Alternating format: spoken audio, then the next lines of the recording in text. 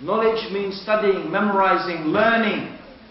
We need to do that, all of us, because seeking knowledge is an obligation on every Muslim. You know that. You know that hadith. Seeking knowledge, and this means knowledge of the deen, ilm of the deen. And then the remembrance of Allah.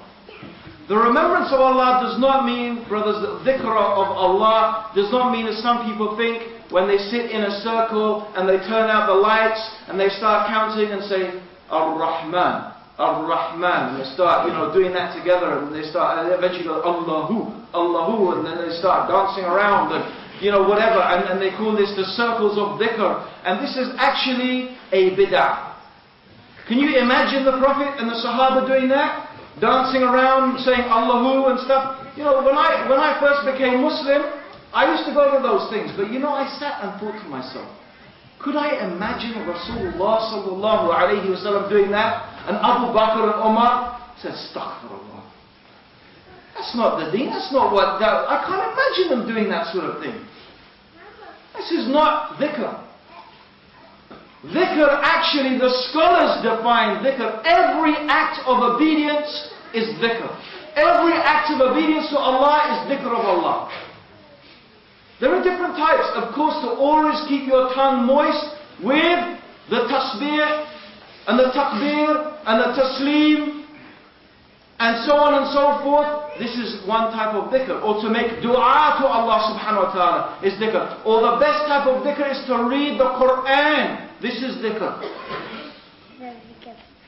These are types, but and sitting in the gatherings where the halal and the haram is discussed, as Imam Qurtubi, he mentioned that the gatherings of dhikr are those circles and gatherings of knowledge where halal and haram is discussed, where the laws and of the sharia and the stories of the prophets and the righteous people take place without any bid'ah. This is what Qurtubi mentioned. These are the gatherings of dhikr.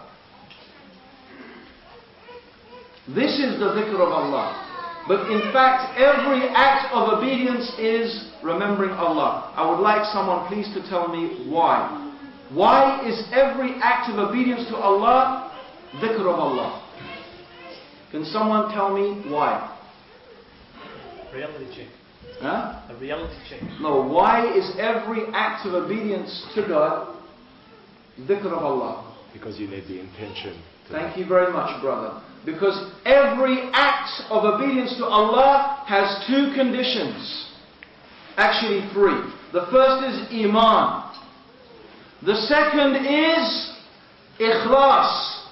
You have to have the intention, and it must be done sincerely and purely for Allah subhanahu wa ta'ala. And the third condition is the action has to be correct. It has to be according to the sharia. It has to be according to the sunnah.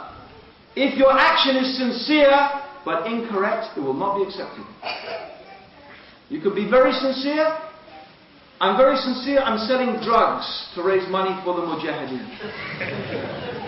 You could be as sincere as I don't know what, but that action will not be accepted to Allah. Okay? But your action could be absolutely correct. You raise money, you earn halal money, you give it for the mujahideen, but why do you give it? Hey everyone, you see me? You're giving money to the mujahideen, you see that?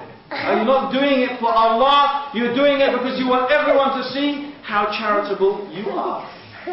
So until actions are both sincere and correct, both, they will not be accepted. So as the brother said, every act of obedience to Allah is dhikr of Allah, because if it is truly an act of obedience to Allah, you must intend in your heart with a firm resolution that I am doing this to please Allah.